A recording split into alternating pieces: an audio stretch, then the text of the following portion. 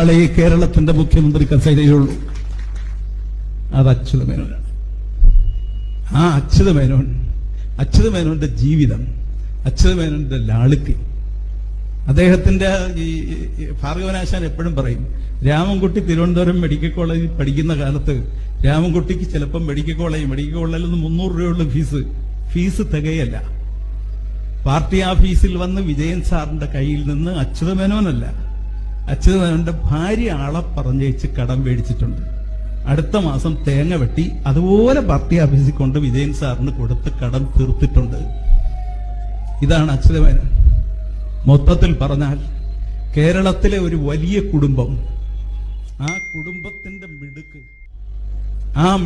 മാത്രമല്ല, അതിന്റെ ഊർജം, അതിന്റെ ശരീരം, അതിന്റെ സമയം, അതിന്റെ സൗകര്യം എല്ലാം കേരളത്തിലെ രാഷ്ട്രീയത്തിന് സംഭാവന ചെയ്ത ഒരു കുടുംബത്തിന്റെ, സത്യത്തിൽ കേരളത്തിന് ദാനമായി നൽകിയ ഒരു പ്രതിഭയാണ് അച്യുത മേനോൻ. അത് ഏറ്റുവാങ്ങിയത് കമ്മ്യൂണിസ്റ്റ് പാർട്ടിയാണ്. 100 സീറ്റിൽ കമ്മ്യൂണിസ്റ്റ് പാർട്ടിയുടെ ചിഹ്നമായ അരിവാൾ നെൽക്കതിരടയാളത്തിൽ മത്സരിക്കാൻ തീരുമാനിച്ചു. ആ പാർട്ടി പക്ഷേ കേരളത്തിന്റെ ചരിത്രത്തിൽ മനുഷ്യന്റെ മുമ്പിൽ തുരുമ്പില്ലാത്ത ഇരുമ്പ് കൊണ്ട് നിർമ്മിച്ച പാർട്ടി പോലെ നിന്ന ഒരു പാർട്ടിയായിരുന്നു. അച്യുത മേനോനും എമ്മനും AKGയും EMSും ആ കാലത്തെ നേതാക്കന്മാരും നേതൃത്വം കൊടുത്ത പാർട്ടിക്ക് പിന്നെ അതുപോലെ ഒരു നേതൃത്വം ആർക്കും കൊടുക്കാൻ പറ്റിയില്ല. അതുപോലെ ഒരു യോജിപ്പ് ആർക്കും ഉണ്ടായില്ല. അതുപോലെ ഒരു കൃത്യത, ശാസ്ത്രീയത, ശാസ്ത്രബോധം കേരളത്തിലെ മനുഷ്യരിൽ വലിയ പങ്ക് നിരക്ഷരരായിരുന്നു. പക്ഷേ നിരക്ഷരരായ മനുഷ്യരെ രാഷ്ട്രീയ സാക്ഷരതയിലേക്ക് കൊണ്ടുവന്നത് ആ പാർട്ടിയാണ്. അച്യുത മേനോനും എമ്മനും എല്ലാം നയിച്ച പാർട്ടിയാണ്. ഞാൻ അതിനെക്കുറിച്ച് കൂടുതൽ പറഞ്ഞു പോവുകയല്ല. KP രാജേന്ദ്രൻ, ബിജിമോള്, സത്യൻ ഇവരെല്ലാം ഇവിടെയുണ്ട്. പക്ഷെ ആ പാർട്ടിയെ പോലെ ഒരു പാർട്ടി, അഴുക്കില്ലാത്ത ഒരു പാർട്ടി, മനുഷ്യന്റെ മുമ്പിൽ ഭിന്നതയില്ലാത്ത ഒരു പാർട്ടി, മനുഷ്യന് ആ പാർട്ടിയെ കണ്ടാൽ ആദ്യം മക്കളില്ലാത്തവർ ഒരുപാട് വർഷങ്ങൾക്ക് ശേഷം, പ്രാർത്ഥനയ്ക്ക് ശേഷം ഒരു കുട്ടിയെ കിട്ടിയാൽ എങ്ങനെ ഏറ്റെടുക്കുന്നു, അങ്ങനെ കേരളത്തിലെ മനുഷ്യൻ ഏറ്റെടുത്ത ഒറ്റ പാർട്ടിയേ ഉള്ളൂ. അത് 57-ലെ കമ്മ്യൂണിസ്റ്റ് പാർട്ടിയാണ്. ആ പാർട്ടിയിൽ അച്യുത മേനോനും മത്സരിക്കണമെന്ന് തീരുമാനിച്ചു. അത് പാർട്ടിയുടെ പൊതു തീരുമാനമായിരുന്നു. അങ്ങനെയാണ് അച്യുത മേനോൻ മത്സരിക്കാൻ തയ്യാറായത്. സാധാരണ ഈ സംസ്ഥാന സെക്രട്ടറിമാര് മത്സരിക്കുക എന്ന് പറയുന്നത് അത്ര സാധാരണമല്ല. അന്നും അങ്ങനെ മത്സരിക്കണമെന്ന ആഗ്രഹം അച്യുത മേനോൻ ഉണ്ടായിരുന്നില്ല. പക്ഷെ അച്യുത മേനോൻ തൃശ്ശൂരിൽ നിന്ന് മത്സരിക്കണം. അദ്ദേഹം മത്സരിച്ച മണ്ഡലം ഇരിഞ്ഞാലക്കുടയാണ്. മത്സരിക്കണമെന്ന് തീരുമാനിച്ചപ്പോഴാണ് പാർട്ടിക്ക് ഇലക്ഷനെ നയിക്കാൻ ഒരു സെക്രട്ടറിയുടെ ചുമതല വഹിക്കാൻ ഒരാൾ ആവശ്യമായി. അപ്പൊ എമ്മന്റെ പ്രത്യേകത, എമ്മൻ ആ ഘടകത്തിലില്ല. എമ്മനും EMSും AKGയും അന്നത്തെ സ്റ്റേറ്റ് കമ്മിറ്റിയിലില്ല. അവർ ഉപരി കമ്മിറ്റി നേതാക്കന്മാരാണ്. പക്ഷേ പൊതുവായി സ്ഥാനാർത്ഥികളെയൊക്കെ നിശ്ചയിച്ചു വന്നപ്പോൾ ആ ഇലക്ഷനെ നയിക്കാൻ കേരളം മുഴുവൻ അറിയാവുന്ന, മനുഷ്യന്റെ മനസ്സറിയാവുന്ന, അതിന്റെ പൾസ് അറിയാവുന്ന, കേന്ദ്ര കമ്മിറ്റിയിൽ പ്രവർത്തിക്കുന്ന എമ്മൻ സെക്രട്ടറിയുടെ ചുമതല വഹിക്കണമെന്ന് നിശ്ചയിച്ചു. അങ്ങനെയാണ് 1957-ലെ ഇലക്ഷൻ, ആ ഇലക്ഷനെ നയിക്കാനുള്ള ചുമതല എമ്മന്റെ കൈവശം വരുന്നത്. ഞാനിത് പറഞ്ഞു പോകുന്നത് എന്താണെന്ന് വെച്ചാൽ ആ പാർട്ടി ജയിച്ചു. അന്ന് ഒരേ ഒരു നേതാവാണ് ആദ്യം ഒരു മുദ്രാവാക്യം മുന്നോട്ട് വയ്ക്കുന്നത്, നമ്മൾ ജയിക്കും, നമ്മൾ ഭരിക്കുമെന്ന്. അതിനു മുമ്പ് 1952-ൽ കേരളത്തിലെ കമ്മ്യൂണിസ്റ്റ് പാർട്ടിയേക്കാൾ പാർട്ടിക്ക് മെമ്പർഷിപ്പ് ഉണ്ടായിരുന്നത്, ബഹുജന സ്വാധീനം ഉണ്ടായിരുന്നത്, സമരങ്ങളുടെ കഥകൾ പറയാനുണ്ടായിരുന്നത് ആന്ധ്രയിലെ കമ്മ്യൂണിസ്റ്റ് പാർട്ടിയാണ്. പക്ഷേ ആന്ധ്രയിലെ കമ്മ്യൂണിസ്റ്റ് പാർട്ടി 52-ലെ ഇലക്ഷനിൽ ജയിക്കുമെന്ന് പ്രതീക്ഷിച്ച് തോറ്റു, ഭരണം കിട്ടിയില്ല. അതിന്റെ അനുഭവങ്ങൾ കൂടി 57-ൽ കേരളത്തിൽ ഒരു ഇലക്ഷനെ നേരിടുമ്പോൾ കേരളത്തിലെ കമ്മ്യൂണിസ്റ്റ് പാർട്ടിയിലുണ്ട്. അപ്പൊ എല്ലാം ആലോചിച്ച് ആ എമ്മൻ ഒരു മുദ്രാവാക്യം മുന്നോട്ട് വെച്ചു. ആ മുദ്രാവാക്യമാണ് നമ്മൾ ജയിക്കും, നമ്മൾ ഭരിക്കും. ഇതിൽ നമ്മൾ വളരെ പ്രധാനമാണ്. ഞങ്ങളല്ല ജയിക്കുന്നത്, പാർട്ടിയല്ല ജയിക്കുന്നത്, ജയിക്കുന്നത് നമ്മളാണ്. ആ നമ്മളിൽ കർഷക തൊഴിലാളിയും കയർ തൊഴിലാളിയും കേരളത്തിലെ ഇടത്തരക്കാരനും പാവപ്പെട്ട മുസ്ലിമും ഹിന്ദുവും ക്രിസ്ത്യാനിയും ഉൾപ്പെട്ട സമൂഹത്തിലൊരു മാറ്റം ആഗ്രഹിക്കുന്ന മുഴുവൻ മനുഷ്യനും ആ നമ്മളിലുണ്ട്. ആ നമ്മൾ ജയിക്കും, നമ്മൾ ഭരിക്കും. ആ നമ്മളാണ് ജനമേറ്റെടുത്തത്. അന്ന് തിരുക്കൊച്ചിയേക്കാൾ കൂടുതൽ പാർട്ടി മെമ്പർഷിപ്പ് ഉള്ളത് മലബാറിലാണ്. ഇപ്പോഴെല്ലാത്തിന്റെയും കണക്ക് നമുക്കുണ്ട്. പക്ഷേ 2 മെമ്പർഷിപ്പും കൂടെ കൂട്ടിയാൽ 25,000-ൽ താഴെയാണ്. ഇപ്പം 2 കമ്മ്യൂണിസ്റ്റ് പാർട്ടിയുടെയും പിന്നെ കൂടെയുള്ളവരുടെയും ബഹുജന പ്രസ്ഥാനങ്ങളുടെയും എല്ലാം കൂടെ മെമ്പർഷിപ്പ് എടുത്താൽ തമിഴ്നാട്ടിലെ ആളും കൂടെ വന്നാലേ മെമ്പർഷിപ്പ്. പക്ഷേ നമ്മൾ തോറ്റു. അപ്പൊ 1957-ൽ 25,000-ൽ താഴെ മെമ്പർഷിപ്പ് കൊണ്ട് നമ്മൾ എങ്ങനെ ജയിച്ചു? അവിടെയാണ് എമ്മന്റെ നമ്മൾ അത് ജയിക്കും. നമ്മളാണ് ജയിച്ചത്. നമ്മളെ കൂടെയാണ് പാർട്ടി നിന്നത്. ജനങ്ങൾക്കും കമ്മ്യൂണിസ്റ്റ് പാർട്ടിക്കും തമ്മിൽ ബന്ധപ്പെടുമ്പോൾ അകലമുണ്ടായിരുന്നില്ല. അതിനെക്കുറിച്ച് ഒരുപാട് പഠനങ്ങൾ വന്നിട്ടുണ്ട്. കേരളത്തെക്കാൾ കൃത്യമായ പഠനങ്ങൾ വന്നത് ലോകത്തിലെ മറ്റ് യൂണിവേഴ്സിറ്റികളിലാണ്. പ്രഭുത പഠനം നടത്തിയിട്ടുണ്ട്. പീക്കിംഗ് യൂണിവേഴ്സിറ്റി പഠനം നടത്തിയിട്ടുണ്ട്. ബെർലിൻ യൂണിവേഴ്സിറ്റി പഠനം നടത്തിയിട്ടുണ്ട്. പാരീസ് യൂണിവേഴ്സിറ്റി പഠനം നടത്തിയിട്ടുണ്ട്. അമേരിക്കയിലെ പല യൂണിവേഴ്സിറ്റികളും പഠനം നടത്തിയിട്ടുണ്ട്. അവരെല്ലാം കണ്ടെത്തിയ ഒരു കാര്യം, ജനങ്ങളുടെ മനസ്സിൽ ഇതുപോലെ ചേർന്ന് നിന്ന് ഒരു ഇലക്ഷനെ നേരിട്ട, ജനമത് ഏറ്റെടുത്ത, പാർട്ടിയും ജനങ്ങളും തമ്മിലുള്ള അകലം ഒരു ഘട്ടം കഴിഞ്ഞപ്പോൾ ഇല്ലാതായിപ്പോയ ഒരു തെരഞ്ഞെടുപ്പ് അതാണ്. 60 അരിവാൾ നെൽക്കതിരടയാളത്തിൽ മത്സരിച്ച കമ്മ്യൂണിസ്റ്റ് പാർട്ടി സ്ഥാനാർത്ഥികൾ ജയിച്ചു. 5 കമ്മ്യൂണിസ്റ്റ് പാർട്ടി പിന്തുണച്ച സ്വതന്ത്രന്മാർ ജയിച്ചു. ഞാനതിന്റെ കഥ പറഞ്ഞു പോവുകയല്ല. അതിൽ എമ്മനും അച്യുതമേനോനും AKGക്കും ഒക്കെ ഉള്ളൊരു വലിയ പങ്കുണ്ട്. അത് ഏറ്റുവാങ്ങിയ മനുഷ്യ മനസ്സിന്റെ ഒരു പങ്കുണ്ട്. അരി മേടിക്കാനുള്ള കാശ് കൊടുത്ത് അത്താഴം കഴിച്ചില്ലെങ്കിലും വൈകിട്ട് അരിവാൾ വരയ്ക്കണമെന്ന് ചിന്തിച്ച കർഷക തൊഴിലാളിയുടെ, കച്ചവണ്ടി തൊഴിലാളിയുടെ, തോട്ടം തൊഴിലാളിയുടെ, പാവപ്പെട്ട അധ്വാനിക്കുന്നവന്റെ, ഇടത്തരക്കാരന്റെ, ആദർശഭദ്രമായി ചിന്തിക്കുന്ന ഇടത്തരം കുടുംബങ്ങളിലെ, തറവാടുകളിലെ ഉൽപ്പതിഷ്ണുക്കളായ ചെറുപ്പക്കാരുടെ ഒരു മനസ്സിന്റെ ഒത്തുചേരലുണ്ട്. അതിൽ ഒരു ഘടകം അച്യുതമേനോനും എമ്മനും AKGയും ഒക്കെ പുലർത്തിയിരുന്ന ആദർശമാണ്.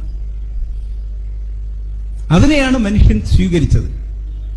അതുകൊണ്ട് അച്യുതമേനോൻ നമ്മുടെ പാഠഭാഗമാകുമ്പോൾ, അച്യുതമേനോൻ നമ്മുടെ ഓർമ്മയിലെത്തുമ്പം നമുക്ക് ഇപ്പോൾ നഷ്ടപ്പെട്ടു പോയ ഒരുപാട് കാര്യങ്ങൾ നമ്മുടെ മനസ്സിൽ കുടിയേറണം, കുടിയിരുത്തപ്പെടണം.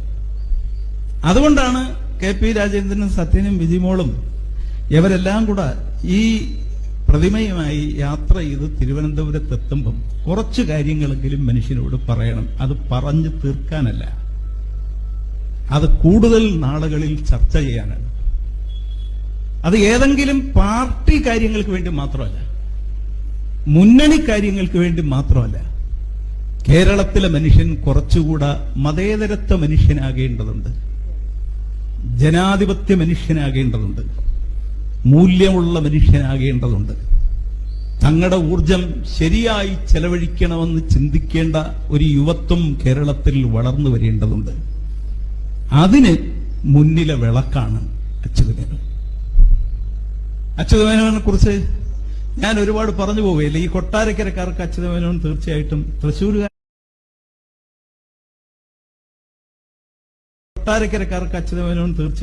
തൃശ്ശൂരുകാരെ പോലെ തന്നെ ഒരുപാട് പ്രിയപ്പെട്ടതാണ്. കാരണം 69-ൽ അച്യുതമേനോൻ രാജ്യസഭയിൽ നിന്ന് മുഖ്യമന്ത്രി കസേരയിലേക്ക് കേരളത്തിൽ എത്തിച്ചേരുമ്പോൾ അച്യുതമേനോൻ മത്സരിക്കാൻ തെരഞ്ഞെടുത്തത് കൊട്ടാരക്കരയാണ്. അന്നത്തെ കൊട്ടാരക്കര MLA E. ചന്ദ്രശേഖരൻ നായരായിരുന്നു. അദ്ദേഹം രാജിവെച്ചാണ് ഇവിടെ, അതൊരു അസാധാരണമായ യോജിപ്പുള്ള രാഷ്ട്രീയം കൊട്ടാരക്കര വളർന്നു വരികയും ചെയ്തിരുന്നു. അതുകൊണ്ട് ഒരു അസാധാരണ ഭൂരിപക്ഷത്തോടു കൂടിയാണ് കൊട്ടാരക്കര അച്യുതമേനോൻ ജയിച്ചത്. ഏതാണ്ട് ഇന്നത്തെ കൊട്ടാരക്കര പോലെയാണ് മൊത്തം പഞ്ചായത്ത്. പക്ഷേ അന്ന് ഈ കരിപ്പുറയും വെളിയും എല്ലാം അന്നും കൊട്ടാരക്കര ഉണ്ട്. ആ കൊട്ടാരക്കര മത്സരിച്ചാണ് അച്യുതമേനോൻ ജയിച്ചത്. അച്യുതമേനോൻ പിന്നെ അടുത്ത തെരഞ്ഞെടുപ്പിനെ നേരിട്ടു. ആ തെരഞ്ഞെടുപ്പിൽ മത്സരിച്ചു. അദ്ദേഹം ജയിച്ചു. അദ്ദേഹം 7 വർഷക്കാലം കേരളത്തിലെ തുടർച്ചയായി മുഖ്യമന്ത്രിയായിരുന്നു. ആ കാലത്തിന്റെ ഒരു പ്രത്യേകത എന്താണെന്ന് വെച്ചാൽ, അച്യുതമേനോനെ കുറിച്ച് പലതരത്തിൽ വിലയിരുത്താം. പക്ഷെ ഒരു പ്രത്യേകത മനുഷ്യന് മറക്കാൻ പറ്റില്ല. അതായത് ഒരു രാഷ്ട്രീയക്കാരൻ ആരാവണം, പ്രത്യേകിച്ച് ഭരണത്തിൽ. ഇന്ത്യയിൽ 2 പേരാണ് അതിന് ഉദാഹരണമായി പറയാവുന്നത്. അതൊന്ന് ജവഹർലാൽ നെഹ്റുവാണ്. അദ്ദേഹം രാജ്യത്തിന്റെ ശില്പിയാണ്. 2 കേരളത്തിലെ അച്യുതമേനോനാണ്. അദ്ദേഹം കേരളത്തിന്റെ ശില്പിയാണ്. ഈ കേരളത്തിന്റെ ശില്പിയായ മനുഷ്യന് അത് ആവിഷ്കരിക്കാൻ കഴിഞ്ഞത് ഈ കാലത്താണ്. അദ്ദേഹം ഒരു മുന്നണി സംവിധാനത്തിന്റെ മുഖ്യമന്ത്രിയായിരുന്നു. അപ്പൊ ആ മുഖ്യമന്ത്രിയായിരുന്ന കാലത്താണ് കേരളത്തിലെ ഭാവിയിലേക്കുള്ള മിക്കവാറും എല്ലാ ഗവേഷണ പഠന സ്ഥാപനങ്ങളും രൂപപ്പെട്ടത്. ഒരു രാഷ്ട്രീയക്കാരൻ, പ്രത്യേകിച്ച് ഭാവനാസമ്പന്നനും മനുഷ്യസ്നേഹിയും നാളത്തെ ലോകം ആദരിക്കുന്ന തരത്തിൽ പ്രവർത്തിക്കുന്നവനുമായ ഒരു രാഷ്ട്രീയക്കാരനെ എങ്ങനെ തിരിച്ചറിയാമെന്ന് ലോകത്ത് ഒരുപാട് പഠനങ്ങളുണ്ട്. അങ്ങനെ തിരിച്ചറിഞ്ഞ രാജാക്കന്മാരുടെ കഥകളുമുണ്ട് ലോകത്ത്. ഭാവിയിൽ ഓർമ്മിക്കുന്ന രാജാക്കന്മാരുണ്ടായിട്ടുണ്ട്. ഇന്ത്യയിൽ ഒരുപാട് രാജാക്കന്മാരുണ്ടായിട്ടുണ്ട്. പക്ഷേ അശോകനും അക്ബറുമെല്ലാം നമ്മുടെ മനസ്സിലുള്ളതുപോലെ വേറെ രാജാക്കന്മാർ നമ്മുടെ മനസ്സിലില്ല. കാരണം അവർ ഭാവിക്ക് വേണ്ടി കൂടി ചിലത് ചെയ്തു. ഇപ്പൊ ജവഹർലാൽ നെഹ്റു ഞാൻ മനസ്സിലാക്കുന്നത് ഭാവിയിൽ ഒരുപാട് ഓർമ്മിക്കപ്പെടുന്ന ഇന്ത്യയുടെ പ്രധാനമന്ത്രിയാണ്. പല പ്രധാനമന്ത്രിമാരെയും ഭാവിയിലുള്ളവർ PSC പരീക്ഷയ്ക്ക് മാത്രം ഓർക്കുന്നവരാവും. പക്ഷേ ജവഹർലാൽ നെഹ്റു അങ്ങനെയല്ല.